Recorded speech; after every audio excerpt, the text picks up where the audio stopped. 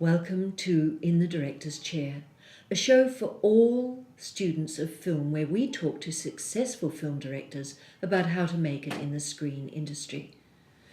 Today, our very special guest is an Italian genre filmmaker with a very individual approach to filmmaking. Welcome, Marco di Tomaso. Thank you, Julia.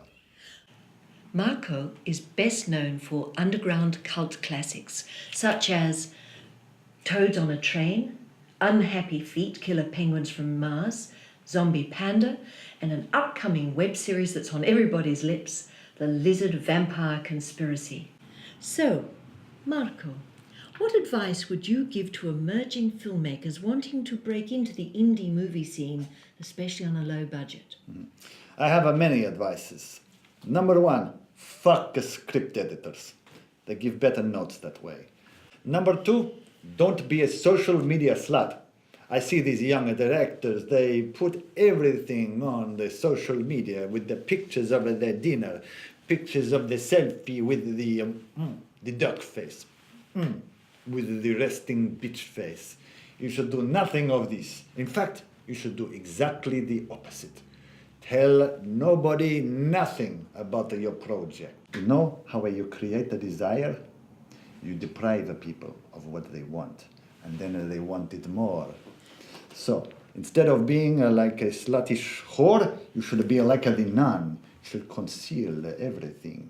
Then the people, they imagine, everybody fantasizes about fucking a nun, no? Plenty of food for thought there, then. What can you tell us about your process? Process? Marco's process is not to have a process. I consider myself a post-process director. It is like a man with a canoe without a paddle. You must liberate yourself and accept whatever direction the current will take you. You don't know where you're going to end up, but it will be a new destination, an adventure. Tell us about your 3 S's. 5 S's. 5 S's? Yes, it is all in my new book, which will be out very soon.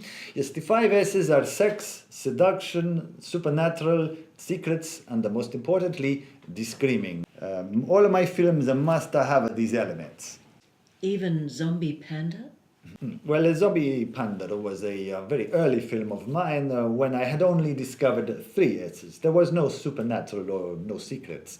But it is the recipe of my success, like my mama's meatballs. And how do you recommend filmmakers fund their films? Is government funding a good option? This is what I think of government funding applications. Bureaucrats! Stooges of the corrupt elite. I don't want their money anyway. I am an artist for the people. I take that as a no. So what advice do you have on developing an idea with a producer? Yes, the thing you must remember, Julia, is that producers are mostly idiots with no imagination.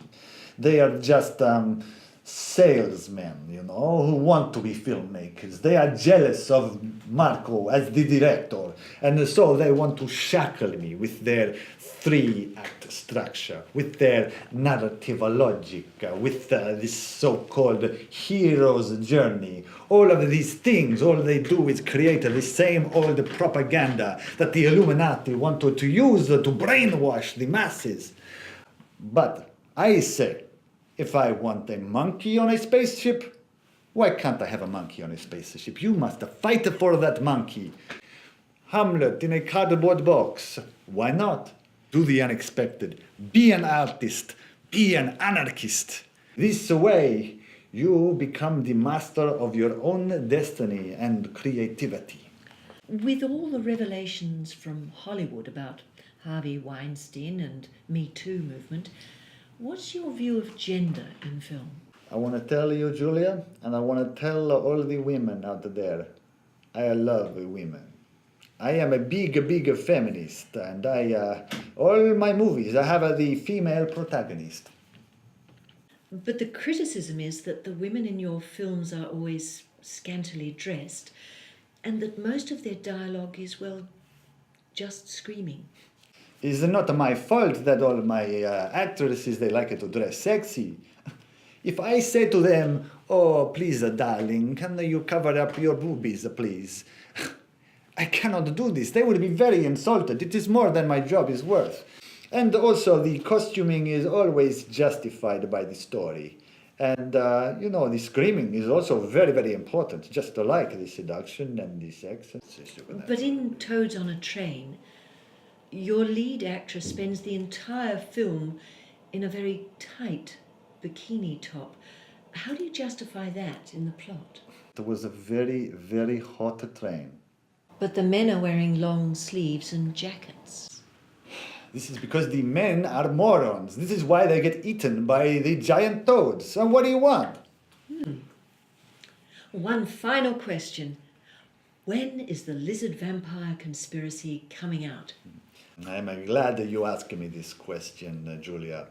It is very hard time at the moment. There are many forces out there that want to stop Marco from releasing this series.